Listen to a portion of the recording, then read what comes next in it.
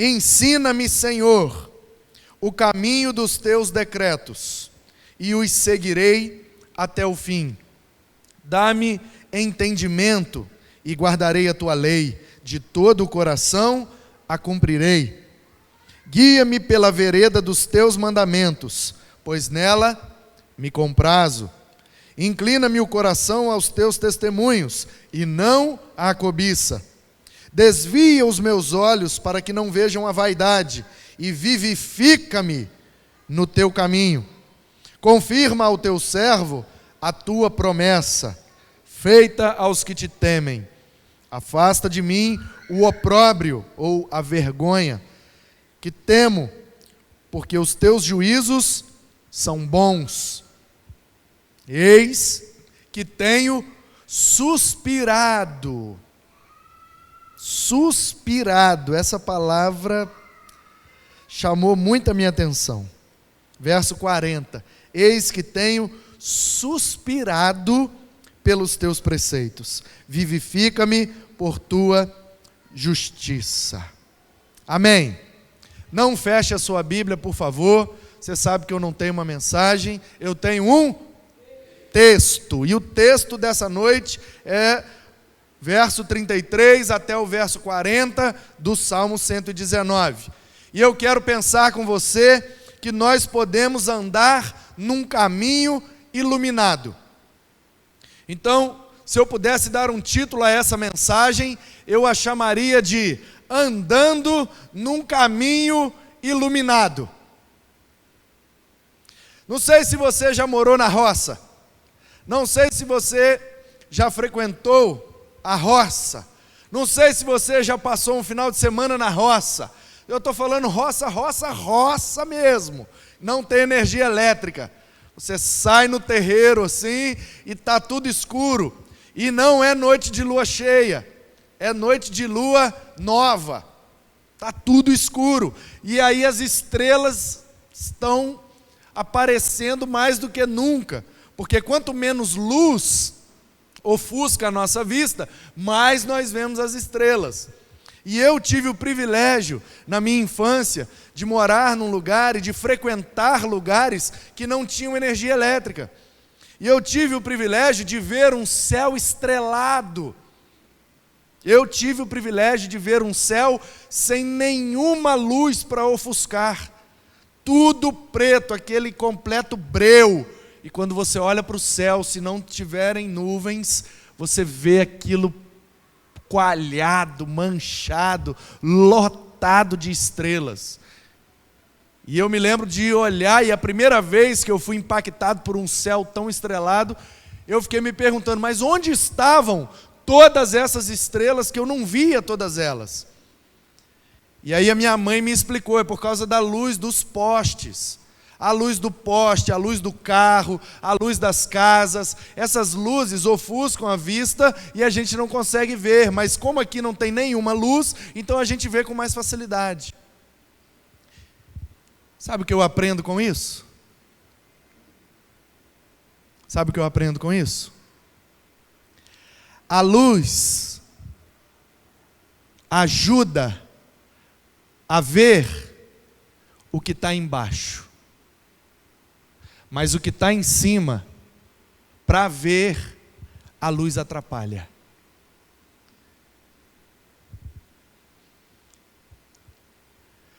A luz só nos ajuda quando ela clareia o nosso caminho. Caminho nosso precisa ser iluminado. Por isso que nossas lâmpadas são colocadas em cima, porque o objetivo da lâmpada é iluminar o que está embaixo. É por isso que o salmista diz que a palavra é uma lâmpada para os pés dele. Porque a luz só tem eficácia quando ela clareia de cima para baixo. De cima para baixo. Por isso que a palavra é a luz que ilumina o nosso caminho, porque a palavra é a luz que vem de cima para baixo. Porque a fonte da palavra não é humana, a fonte da palavra não é terrena, a fonte da palavra é divina, é eterna, a palavra é de Deus. Posso ouvir um amém, gente? Poxa, caprichei nessa e vocês nem nada. Vocês estavam tão impactados, né? Com a verdade que não conseguiu nem falar o amém. Pois bem, esse trecho que nós lemos, esses 8 versículos, como em todo salmo, trazem 8 palavras diferentes que podem ser traduzidas por palavra de Deus. Mas as palavras são diferentes, então elas encontraram traduções diferentes. Esses 8 versículos pertencem à letra Re. Nós vimos na abertura da série que o Salmo tem 176 versículos, porque são 8 versos com cada uma das letras do alfabeto hebraico. Então, 22 letras vezes 8 frases, 176 versos. Então, Aleph, Bet, Gimel, e aí vai. E aí, quando chega aqui no verso 33, a letra que está sendo colocada aqui nas frases é a letra Re. Letra Re, que é a inicial do verbo ser. Porque quando Deus respondeu para Moisés, e na série passada do Eu Sou nós aprendemos, quando Moisés perguntou o nome de Deus, Deus respondeu, Yu-Re, Wav-Re. Eu sou o que sou. Porque o Re ali forma a letra inicial do verbo ser. Então, essa parte, esses 8 versos que nós lemos, eles no original estão todos escritos com a letra Re. Portanto, esse é o bloco do ser, do verbo ser. E aí as palavras que o salmista colocou aqui, inspirado por Deus, foram essas que nós lemos. Em cada um dos versículos aparece uma palavra diferente, mas todas elas têm o mesmo significado. E o significado é palavra de Deus. No verso 33 aparece a expressão decretos. No 34, lei. No 35, mandamentos. No 36, testemunhos. No 37, caminho. No 38, promessas. No 39, juízos. No 40, preceitos. É tudo sinônimo. Os decretos de Deus também são a lei de Deus, que também são os mandamentos de Deus, que também são os testemunhos de Deus, que também são o caminho de Deus, que também são as promessas de Deus, que também são os juízos de Deus, que também são os preceitos de Deus. É tudo sinônimo. O nome disso é paralelismo. Um judeu, quando escreve uma poesia, ele escreve usando paralelos, onde uma palavra é sinônimo da outra, e tudo que se encontra em paralelo na poesia são sinônimos. Portanto, a proposta aqui é que nós entendamos que decretos de Deus é sinônimo de lei de Deus, que é sinônimo de mandamentos, de testemunhos, de caminho, de promessas, de juízos e de preceitos. Tudo sinônimo, significa a mesma coisa. Embora sejam palavras diferentes, significam a mesma coisa. Sabe o que eu aprendo com isso? Que embora este livro use milhares e milhares de palavras diferentes, todas elas apontam para a mesma coisa. Todas apontam para o amor de Deus, revelado em Cristo Jesus, e a salvação que Ele nos oferece. Porque essa é a história da Bíblia, essa é a mensagem da Bíblia. A Bíblia foi escrita para narrar ao ser humano como Deus é capaz de salvá-lo, como Deus é capaz de redimi-lo, porque a história da redenção humana está narrada na Bíblia e ela está nas palmas das mãos de Deus. Deus está plenamente no controle da história da nossa redenção. Não há o que temer, não há o que se preocupar. Vamos passar dificuldades, vai nos faltar o sorriso, vai nos faltar o dinheiro, vai nos faltar a saúde, vai nos faltar muitas coisas, mas uma coisa não nos faltará: a presença, a providência, a proteção e a redenção que há em Cristo Jesus. Porque aqueles que estão em Cristo não precisam ter medo de nada. Não há condenação para eles e não há o que possa tirá-los da redenção que foi preparada para eles antes da fundação do mundo. Deus tem um plano, meu querido. Fique tranquilo, o plano de Deus está acontecendo da melhor maneira possível. E é por isso que você está aqui nessa noite. E é por isso que eu me alegro muito em te ver aqui, porque quando eu vejo você aqui, meu coração se enche de esperança, de que há esperança para a humanidade, há solução para os nossos problemas, porque ainda há um povo que busca a palavra de Deus para iluminar a sua vida, para iluminar os seus passos. Ainda há um povo na terra que está andando num caminho iluminado. Nem todos estão iluminados, nem todos têm os seus caminhos iluminados, mas ainda há um povo remanescente, ainda há um povo que busca essa luz, ainda há um povo que olha para o céu e percebe que é de lá que vem o nosso socorro, é de lá que vem a nossa luz. Assim como o sol está acima de nós e ilumina o nosso caminho, também o Senhor está acima de nós, e como o sol da justiça, pela sua palavra, ilumina as nossas vidas. Eita, que hoje eu estou um poeta, hein?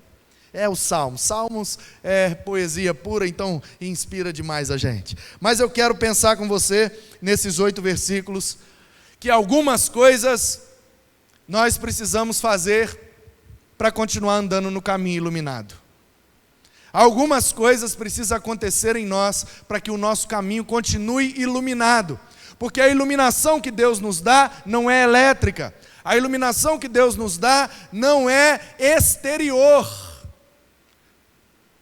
De maneira poética, o salmista está dizendo que a palavra de Deus é lâmpada para os pés dele, mas isso é uma poesia. E você já entendeu que o salmista aqui não está falando dos pés literais dele, não está falando do caminho onde ele realmente anda, ele está fazendo uma metáfora, está fazendo uma comparação, porque nos dias do salmista não tinha energia elétrica, então para andar à noite, depois das 6 horas da tarde, o sol se punha e não tinha energia. Então, para andar em qualquer distância, em qualquer caminho, em qualquer lugar, era necessário uma lâmpada. E lá eles não tinham lanterna como nós temos hoje, com essas lâmpadas de LED, dessa tecnologia nossa. O que eles tinham eram lamparinas. Eram lâmpadas feitas de óleo com um pavio. Acende o pavio e o óleo dá ali uma pequena claridade. Mas uma pequena claridade já é o suficiente para guiar os passos de quem está em plenas trevas. Quem está em plenas trevas, qualquer luz, qualquer quantidade de luz, já é o suficiente para tirar da escuridão. Então, ainda que você não conheça a Bíblia toda, ainda que você não tenha lido a Bíblia toda, ainda que você não tenha tido a oportunidade de conhecer todos os mistérios revelados neste livro, um pouco deste livro já pode iluminar a sua vida. Um pouco desta palavra já pode te ajudar a tomar decisões de maneira mais consciente e acertada. Então, em primeiro lugar, eu quero ver com você no verso 33, que as primeiras coisas que precisamos fazer para andar num caminho iluminado é aprender e perseverar.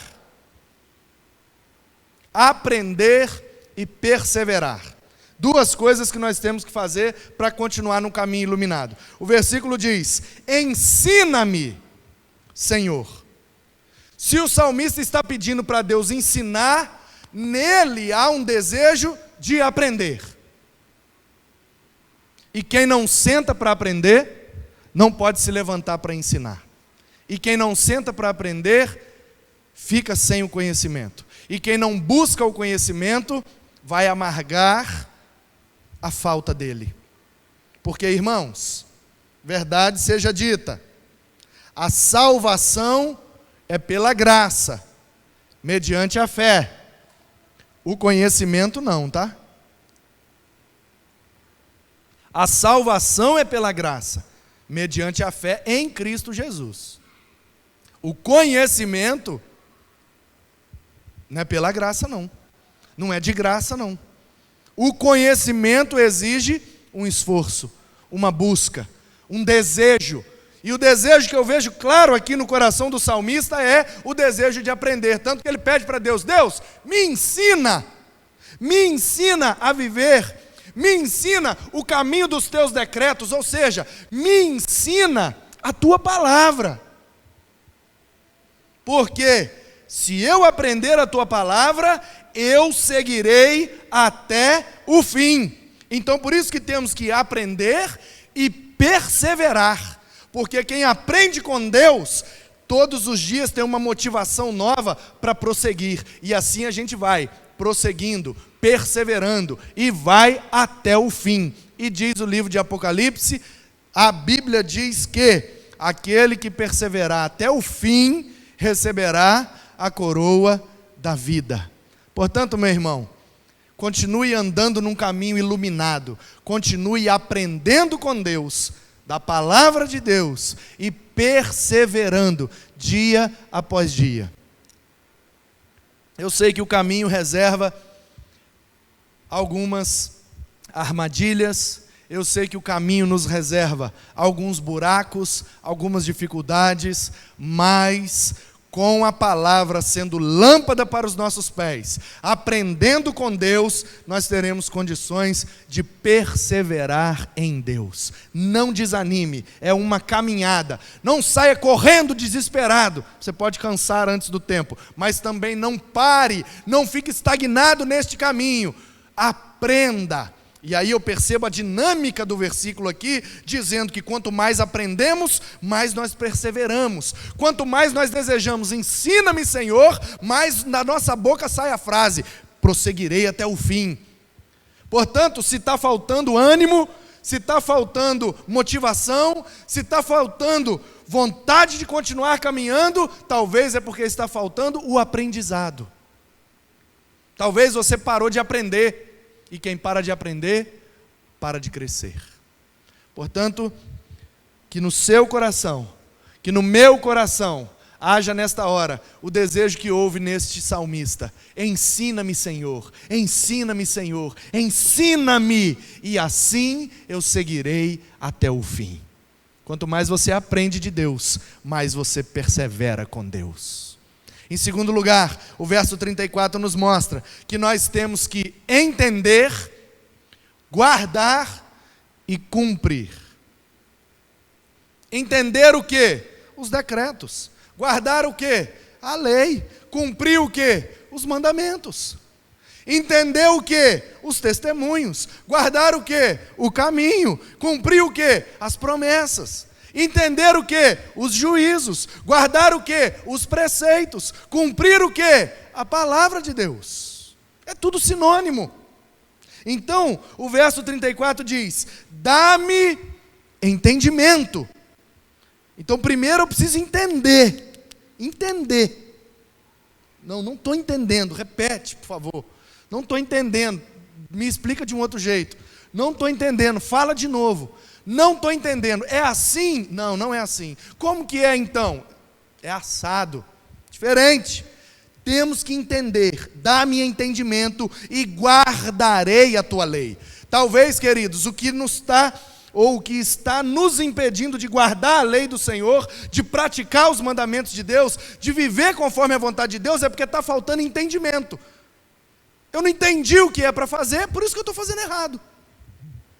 E é isso que o salmista está dizendo: se o Senhor me dá entendimento, eu vou guardar a tua lei. Por isso que toda a lei se cumpre em Cristo, porque em Cristo fica fácil decorar toda a lei. Você pode decorar a lei inteira, de Gênesis a Deuteronômio, passando por todos os escritos e todos os profetas. Basta você olhar fixamente para Cristo. Imite a Cristo, e assim você estará cumprindo, guardando e obedecendo toda a lei de Deus. Então, dá-me entendimento e guardarei a tua lei, de todo o coração a cumprirei. Aí aqui salta da teoria para a prática. Dá-me entendimento para eu guardar a tua lei, cabeça e coração. Guardei a tua palavra no meu coração, para não pecar contra ti. Dá-me entendimento, guardarei a tua palavra, e de todo o coração a cumprirei. Sai da cabeça, passa pelo coração e vai para a vida, vai para a prática, vai para a rotina. Esse é o processo. Por isso que a palavra precisa estar sempre sendo aprendida, para que haja perseverança em nossas vidas. Sempre sendo entendida, para que possamos guardar e cumprir, para que possamos conhecer, entender e colocar em prática. Porque de nada adianta sabermos de cor as letras, se isso não cria vida no nosso dia a dia. E esse é o objetivo, aprendermos a teoria para colocá-la em prática. Em prática. É assim que se anda num caminho iluminado, aprendendo para perseverar, entendendo para guardar e cumprir, e sendo guiado com prazer. Sendo guiado com prazer. Eu não sei se você já teve alguma experiência assim de acampamento, de ficar num lugar sem energia elétrica, alguma aventura no escuro, não sei. Eu já tive várias aventuras no escuro, algumas até ilícitas e ilegais, mas enfim. Uma coisa eu aprendi. Um monte de gente no escuro, só tendo uma lanterna. Eu aprendi uma coisa: a lanterna não pode ir com quem está na frente. Geralmente a gente pensa como? Tem uma fila aqui, andando, imagina andando numa trilha. Ih, já fiz muito isso. Andando numa trilha no meio do mato e só tem uma lanterna. Na mão de quem vai a lanterna? O futebol ensina isso pra gente, a gente é que não percebe. O time que está em último lugar na tabela, ele está na lanterna. Se a lanterna for no da frente, quem está atrás não consegue enxergar, porque o facho de luz fica dali para frente, e aqui fica escuro, e quem está lá atrás já não vê mais nada, e aí fica completamente perdido, fica se guiando mais pelo toque, pelo tato, na pessoa que está na frente, do que pela visão. Então, uma fila de gente andando numa trilha no escuro, a lanterna vai com quem está atrás. Porque aí lá de trás o facho passa por todo mundo e pega aqui na frente. E até o que está na frente consegue enxergar. Não muito, mas o necessário para continuar caminhando. Quer que eu aprenda com isso? Quando nós estamos no escuro, a luz é o nosso guia. A luz é o nosso guia. Só que Deus não anda atrás da gente. Deus anda na frente, porque o Senhor é o nosso pastor. E pastor não anda atrás, pastor anda na frente. Então qual é a diferença de andar no caminho de terra com uma lanterna na mão e andar na vida sendo guiado pela luz de Deus? A diferença é que quando nós estamos andando no caminho de terra, com a lanterna na mão, ela precisa ir atrás, porque assim facilita a caminhada. O guia que tem a luz, precisa estar atrás de quem está sendo guiado. Mas Deus que tem a luz, Ele anda na nossa frente. Então qual é a dificuldade? A dificuldade é que nós precisamos acompanhar a Deus. Deus precisa ser o nosso guia pelos caminhos da vida. Só que isso não é prazeroso. Por quê? Porque é difícil seguir o Senhor. Porque é difícil acompanhar o Senhor. Porque é difícil obedecer ao Senhor. Onde Ele bota o pé, a gente bota também. E Ele vai para lá, a gente vai também. Imitar a Cristo, ser Jesus para alguém, isso é muito difícil. Tem que ter renúncia, tem que ter obediência, tem que ter disciplina, tem que ter santidade, tem que ter uma série de coisas que vão contra o prazer da nossa carne. Por isso que muitos de nós paramos pelo caminho. Quer saber, eu não vou mais continuar essa caminhada não. Esse negócio de seguir Jesus nessa trilha está muito complicado. Pelo menos se ele desse a lanterna na minha mão, e ele fosse na frente e eu fosse iluminando, era mais fácil. Ou então que ele fosse atrás de mim, iluminando, e eu é que ia dizer para onde a gente vai. Só que com Deus não dá para a gente dizer para onde vai, é Ele que diz para onde vai, e Ele é que tem a luz, porque Ele é a fonte da luz. Então isso não é prazeroso. Vocês estão entendendo o que eu estou falando, irmãos? Por isso que no verso 35 o salmista diz: guia-me pela vereda dos teus mandamentos, pois nela eu tenho prazer.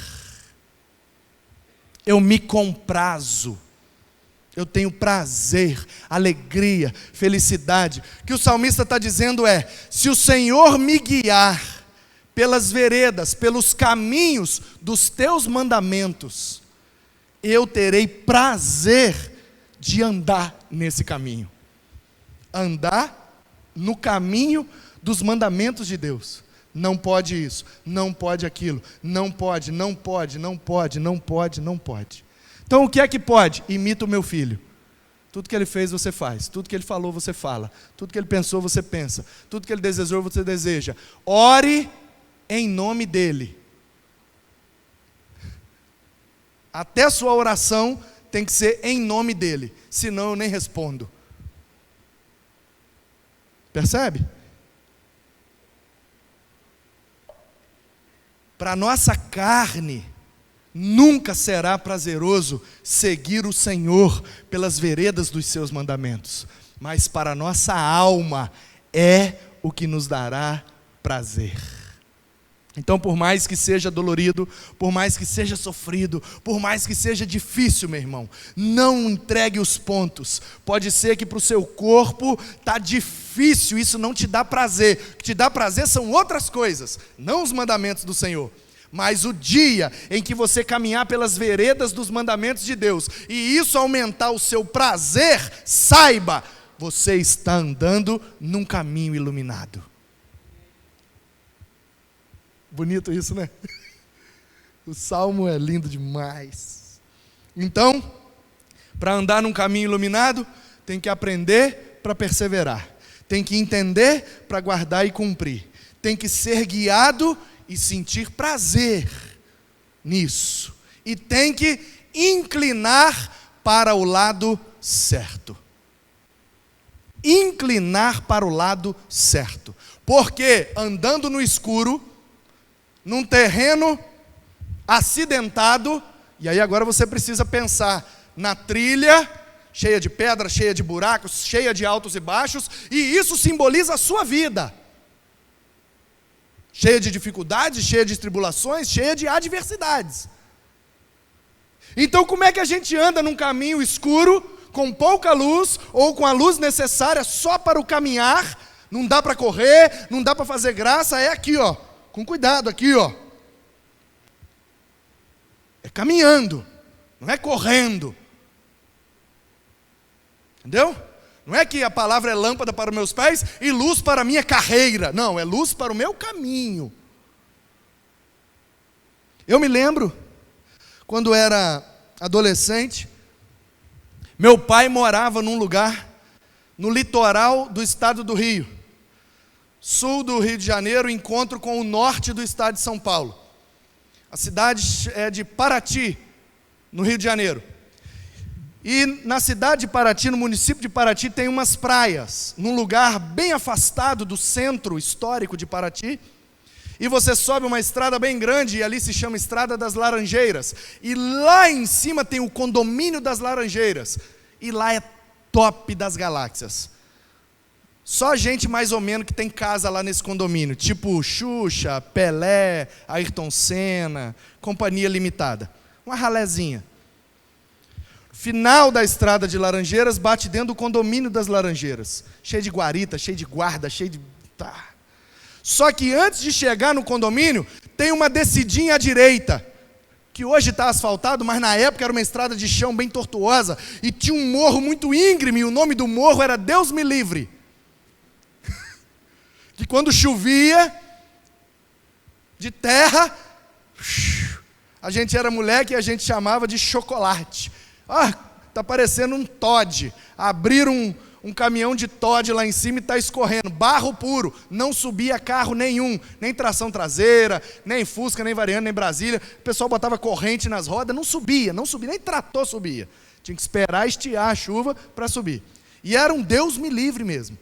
E eu lembro, um amigo do meu pai tinha um... Que carro que era aquele, meu Deus? Acho que era um Passat. Era um carro da Volks que tinha um cachorrinho no volante assim. Um Passat, né? E tinha que subir de ré.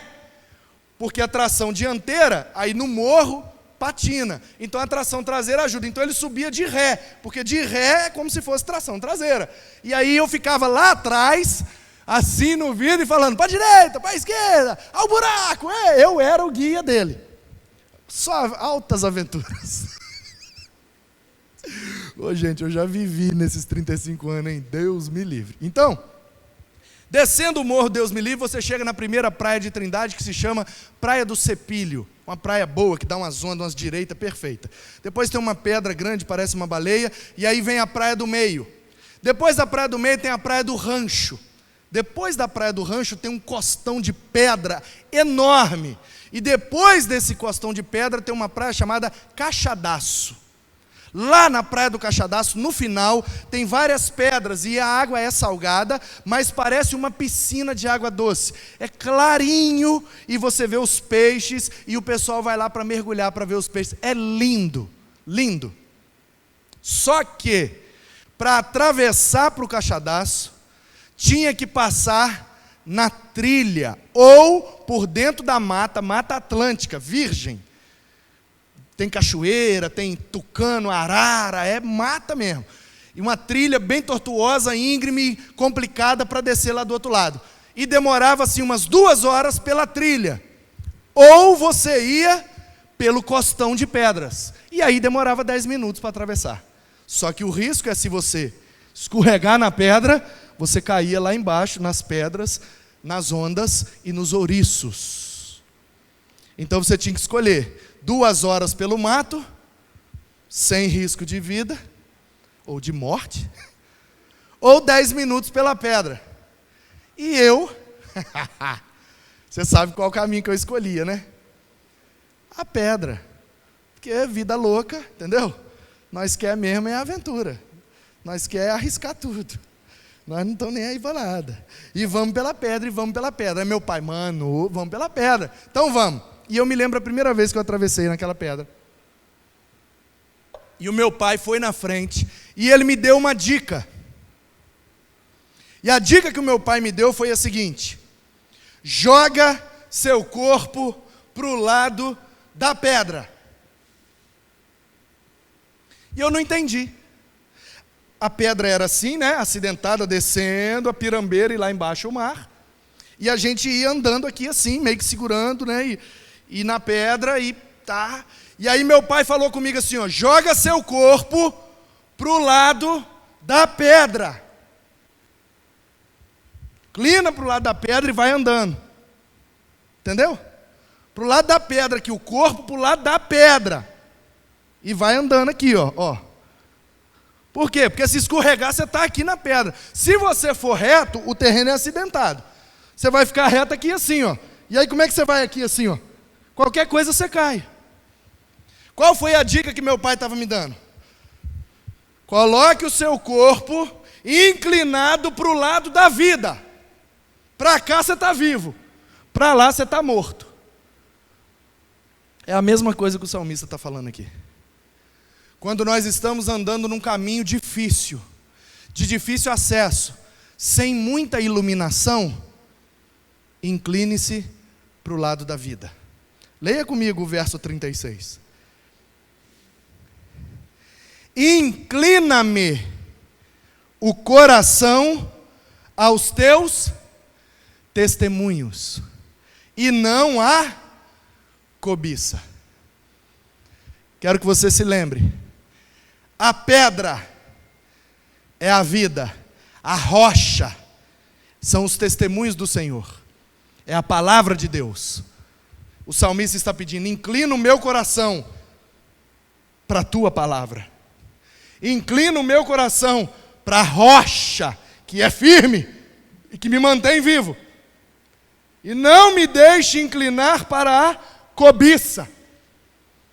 Ai, que lindo, olha esse mar, olha essa vista, olha essas ondas batendo, e aí você vai andando, olha, e cai. Porque você inclinou para o lado da cobiça, você cobiçou, você ficou olhando, ficou desejando, ficou imaginando: ai, como seria bom, ai, eu estou com tanto calor, imagina um mergulho ali agora, ai, aí você vai se inclinando e pluf. Você está entendendo que Deus não está falando nada de pedra, de água, o que Deus está dizendo é: na sua vida, tem sempre um lado que é vida, e outro lado que é morte. Que o seu coração esteja sempre inclinado para o lado da vida, para o lado, como diz o texto, dos testemunhos do Senhor, para o lado da palavra de Deus, para o lado da presença de Deus, para o lado de Deus, que é a rocha da nossa salvação. Não ande pela vida inclinado à cobiça. Cuidado com o que você vê com os olhos e deseja com o coração. Cuidado com o que você cobiça. Cuidado com o que você deseja acima da palavra de Deus. Cuidado, porque se você fizer algumas coisas, serão o seu fim. Cuidado, porque uma simples pestanejada, um simples descuido, você pode rolar a pirambeira abaixo e cair lá embaixo, no meio daqueles ouriços, com aquelas ondas batendo contra a pedra. Não é bonito. E eu vi várias pessoas caindo lá. Algumas saíram com vida, toda rasgada, arranhada e espetada de ouriço. Assim também é nas nossas vidas. A gente vai andando em alguns caminhos e a gente fica: e como a gente desequilibra, mas não cai, a gente acha que nunca vai cair. E a Bíblia diz: quem está de pé, cuidado para que não caia. Quem está de pé, cuidado para que não caia. Inclina o seu coração para o lado da palavra, senão você rola pedra abaixo.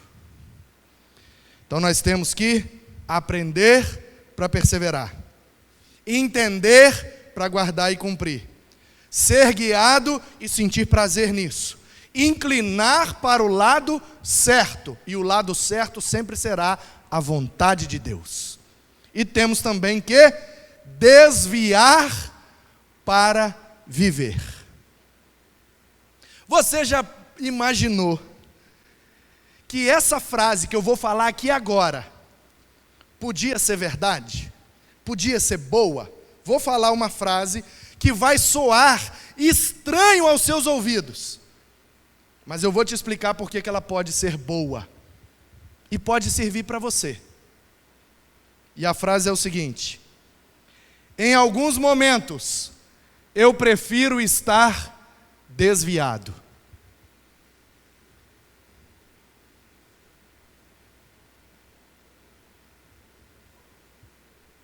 Se você não está entendendo onde eu quero chegar, talvez você pensou: misericórdia, pastor. Como é que o pastor vai estar desviado? Se o pastor está desviado, lascou tudo. Onde é que nós vamos, né? E ele está lá na frente, ele está dizendo que é para cá, Deus está mandando, é para cá, e o povo está: amém, vamos pastor, e ele desvia, e aí vai parar na pirambeira. Mas, quero dizer-lhes, em alguns momentos de nossas vidas, se nós não desviarmos, a gente morre. Lê comigo o verso de número 37. Desvia os meus olhos para que não vejam a vaidade, e vivifica-me no teu caminho. O que é que o salmista está dizendo?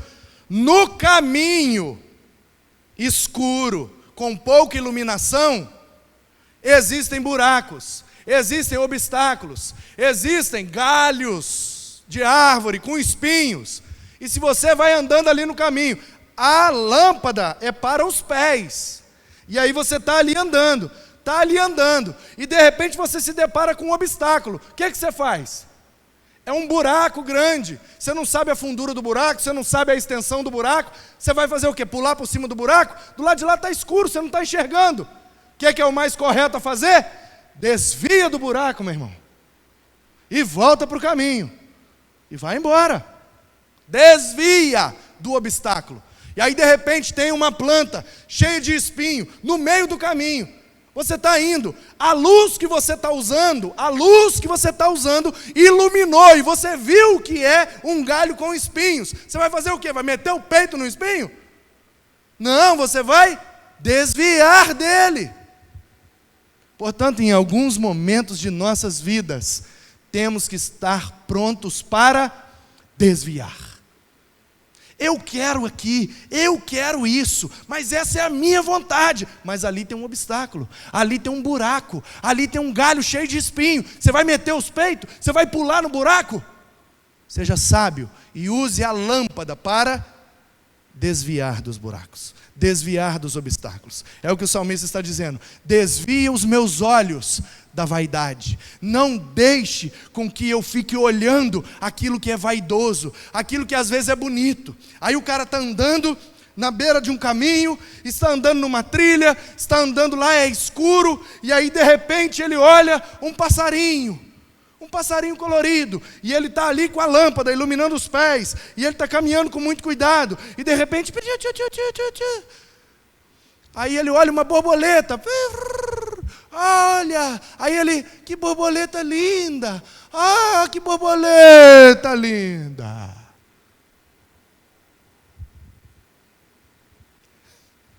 Você entendeu, né? Você cuidado com as borboletas, tá? Cada um tem sua borboleta. Cada um tem suas borboletas. Você cuidado com suas borboletas, elas podem te levar para o abismo. Peça ao Senhor: Senhor, desvie os meus olhos dessas borboletas. Desvie os meus olhos daquilo que é vaidade, daquilo que é vaidoso. Mas eu quero uma moto, quero aquela bike, eu quero aquele tênis, aquele boot, aquele pisante, brother, eu quero aquela corda de prata, sabe qual é? Eu quero aquele carro, eu quero andar com aquela galera, eu quero aquele cargo lá na empresa, porque ali eu vou me dar bem. Você cuidado com as borboletas, hein? Eu quero ficar com aquela menina, eu quero ficar com aquele cara, eu quero sair daqui, eu quero ir naquela festa, eu quero frequentar aquele lugar. Você cuidado com as borboletas, hein? Elas são bonitinhas, são legalzinhas, são coloridinhas, mas quando você vê, você já caiu no abismo. Pode até não morrer, agora que vai subir de lá todo lenhado, vai. Pode vir, nós temos esparadrapo no estoque. Então, como é que anda no caminho iluminado? A gente aprende para perseverar. A gente entende para guardar e para cumprir. A gente é guiado e sente prazer nisso. A gente inclina para o lado certo. A gente desvia para viver. E não se deixa ser levado pelas borboletas do caminho. E a gente serve e teme ao Senhor. Servir e temer. Servir e temer. É isso que nos mantém no caminho. Nada de borboleta, nada de vaidade, nada de aquilo que não é de Deus. É servir e temer. Servir e temer. O verso 38 diz: confirma ao teu servo a tua promessa. Deus confirma as promessas àqueles que são teus servos. É o que está escrito aí. Confirma ao teu servo. Você quer as promessas de Deus? Sirva a Deus. Porque as promessas estão preparadas para os servos. Elas são feitas para os que temem ao Senhor. Está escrito ou não está? Verso 38. Confirma ao teu servo a tua promessa, feita aos que te temem. Servir e temer. Temos também que fugir daquilo que é vergonhoso. fugir daquilo que é vergonhoso. O verso número 39 diz: afasta de mim o opróbrio, afasta de mim a vergonha, afasta de mim o mau testemunho.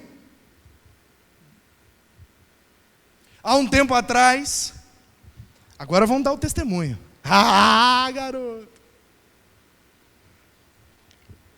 Afasta de mim o que é vergonhoso, aquilo que eu tenho medo, porque os teus juízos são bons. Há um tempo atrás eu contei aqui a história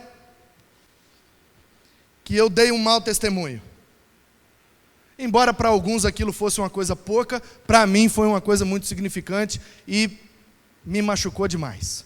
Há um tempo atrás eu contei aqui que nós vivemos uma experiência num determinado lugar onde eu não consegui segurar e fui um pouco pesado de língua, mandei um pouco mal com as palavras com a senhora, onde a igreja é cliente, e aí eu fui um pouco mais ríspido com ela, e ela se fechou e não queria mais ter nenhum tipo de relacionamento, de conversa comigo, e eu percebi que eu mesmo, pelas minhas palavras erradas, levantei uma barreira com aquela moça. E isso me incomodou demais.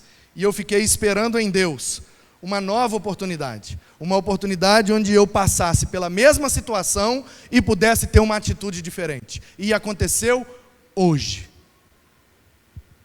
Um monte de problema, um monte de coisa. Você sabe que nós estamos lutando aí com esse ar-condicionado, com essa reforma, e o pau está quebrando, e não tem dinheiro, e nós estamos pela fé, dia após dia, literalmente dia após dia. A gente amanhece e olha o extrato. O que é que dá para fazer hoje? Isso, vamos fazer. Aí faz aquilo. No outro dia a gente acorda e olha o extrato, com a firme esperança de que um dia vai ter um depósito lá, aleluia. E o Senhor vai providenciar tudo que precisamos. E está surgindo. Está surgindo. O pão de cada dia, mas está surgindo.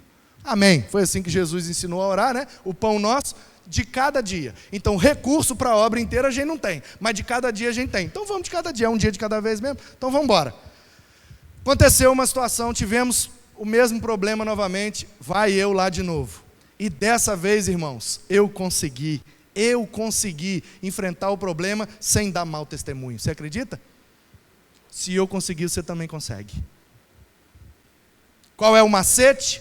Qual é o segredo de andar no caminho iluminado e não se deixar levar pelas trevas? Fugir do que é vergonhoso. O verso de número 39 está dizendo: afasta de mim a vergonha que eu tenho medo. Vocês não sabem a vergonha que eu estava por ter feito aquilo. E eu estava com medo de fazer outra vergonha. Entendeu? Então o medo de não fazer vergonha me fez fazer a coisa certa. Você precisa desejar como salmista: Senhor, afasta de mim a vergonha que eu tenho medo. Se você anda dando mau testemunho pela vida, se você sabe que naquela situação, com aquelas pessoas, naquele lugar, naquele momento, você está mandando mal e aquilo está te envergonhando, peça como salmista: Senhor, afasta de mim essa vergonha. Estou passando vergonha, Deus. E deseje incessantemente aprender para perseverar, entender para guardar e cumprir, ser guiado e sentir prazer nisso, inclinar para o lado certo, desviar para se manter vivo, servir e temer a Deus, fugir do que é vergonhoso e suspirar pela justiça. Sabe o que é suspirar? É isso, quando você olha o crush, sabe quando você olha o crush? Sabe?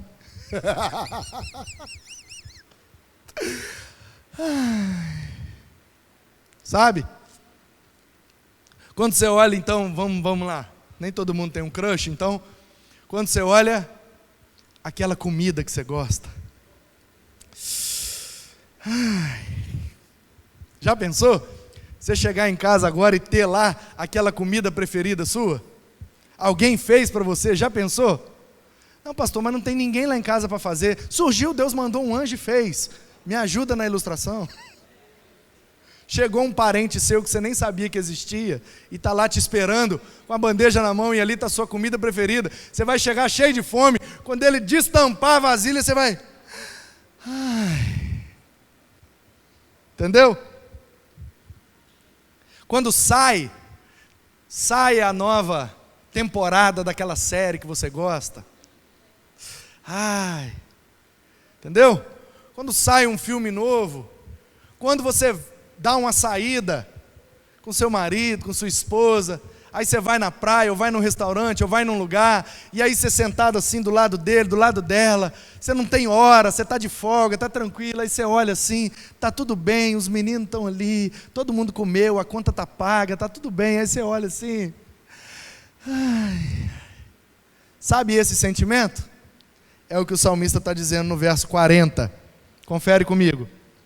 Eis que tenho suspirado pelos teus preceitos. Tudo isso que eu falei aqui é bom. E eu não sei o que é que te dá prazer na vida, não sei o que é que você tem, pelo que você tem suspirado, mas o que o salmista está dizendo é que ele suspirava pela palavra de Deus. E eu vou te confessar aqui agora, quando eu li esse versículo, quando eu estava estudando esse texto para pregar para você aqui agora, me deu um constrangimento, porque a pergunta que eu me fiz, porque eu não quero dizer que Deus me fez, porque pode ser que não, mas a pergunta que eu ouvi na minha mente foi: qual foi a última vez que você suspirou pela palavra de Deus? Qual foi a última vez que você, pelo simples fato de ter a Bíblia na mão, você abriu e fez assim? Ai.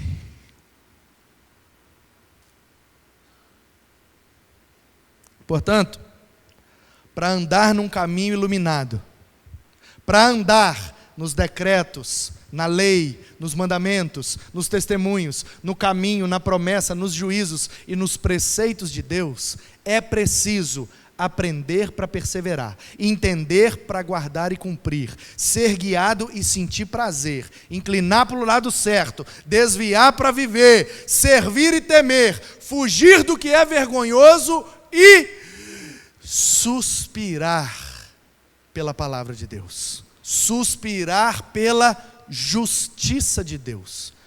O trecho que nós lemos termina da seguinte forma: eis que tenho suspirado pelos teus preceitos, vivifica-me pela tua justiça.